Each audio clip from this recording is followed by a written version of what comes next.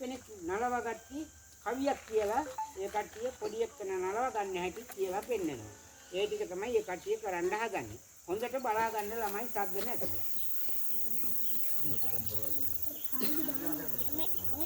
මේ අලි දෙන්න මං දිනවා.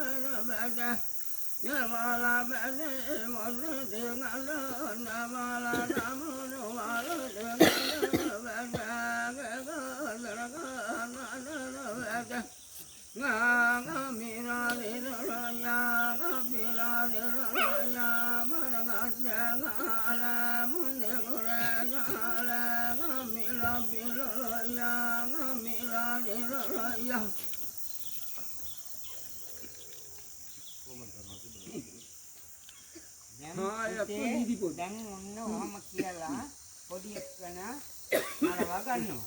හැබැයි ඊට පස්සේ මේ නලවලා කියලා ඒ කට්ටිය කරන්නේ මොකද්ද?